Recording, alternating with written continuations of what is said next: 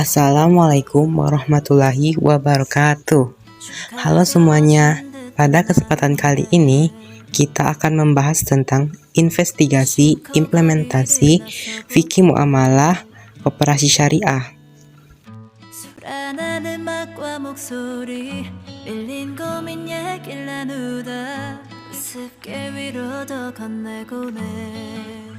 Pertama-tama saya akan menjelaskan definisi dari koperasi syariah. Apa itu koperasi? Menurut Undang-Undang Nomor 25 Tahun 1992 tentang perkoperasian, bahwa koperasi adalah badan usaha yang beranggotakan seorang atau badan hukum koperasi dengan melaksanakan kegiatannya berdasar prinsip koperasi sehingga sebagai gerakan ekonomi rakyat yang berdasar atas asas kekeluargaan. Sedangkan koperasi syariah adalah koperasi yang kegiatan usahanya meliputi simpanan, pinjaman, dan pembiayaan sesuai prinsip syariah, termasuk mengelola zakat, infak atau sedekah, dan wakaf. Yang kedua, dasar hukum koperasi syariah. Koperasi syariah memiliki 3 dasar hukum, yaitu berlandaskan Pancasila dan Undang-Undang 1945, 2. Berazaskan kekeluargaan, dan yang terakhir berlandaskan syariah Islam yaitu Al-Quran dan Al-Hadis. Adapun kegiatan dan usaha yang dilakukan oleh koperasi syariah yaitu 1. Penghimpunan dana. Kegiatan usaha ini berupa jasa simpanan atau tabungan yang terikat dan tidak terikat atas jangka waktu serta syarat tertentu dalam pernyataan maupun penarikannya. Sama dengan yang berlaku di koperasi konvensional, produk jasa ini di koperasi syariah juga ada 3 macam, yaitu simpanan pokok, simpanan wajib, dan simpanan sukarela. Simpanan pokok merupakan modal awal anggota yang disetorkan secara setara dan tidak dibedakan antara anggota. Akad syariah simpanan pokok tersebut adalah musyarakah. Simpanan wajib. Simpanan ini merupakan modal koperasi seperti simpanan pokok yang disetor secara berlanjut tiap bulannya sampai seseorang dinyatakan keluar dari keanggotaan koperasi syariah. Simpanan sukarela. Simpanan ini merupakan investasi dari anggota atau calon anggota yang memiliki kelebihan dana. Simpanan ini bersifat akad titipan atau wadiah, yang berarti koperasi dapat mengembalikannya jika si penitip ingin mengambilnya. Bisa juga bersifat investasi untuk kepentingan usaha dengan mekanisme bagi hasil atau mudharabah.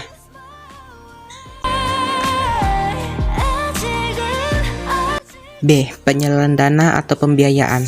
Sebagaimana berlaku di koperasi konvensional, dana yang dikumpulkan oleh koperasi syariah bisa disalurkan kepada para anggota untuk keperluan pembiayaan bersifat komersial ataupun sosial.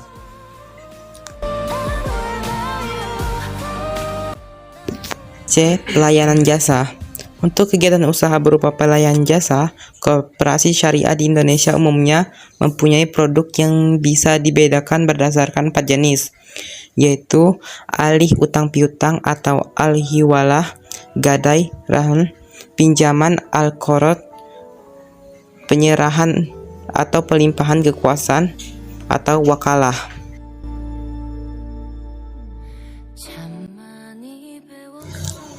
Adapun perbedaan antara koperasi syariah dan koperasi konvensional. 1. Sistem bunga. Pada koperasi konvensional terdapat sistem bunga yang diberikan pada nasabahnya sebagai wujud dari keuntungan koperasi. Sementara dalam koperasi syariah menerapkan sistem bagi hasil sebagai salah satu keuntungannya. Kedua, sebagai lembaga zakat. Koperasi konvensional biasanya tidak menjadi tempat penyalur zakat. Lain halnya dengan koperasi syariah yang menyediakan layanan penyalur zakat sebagai salah satu praktik ekonomi di dalamnya.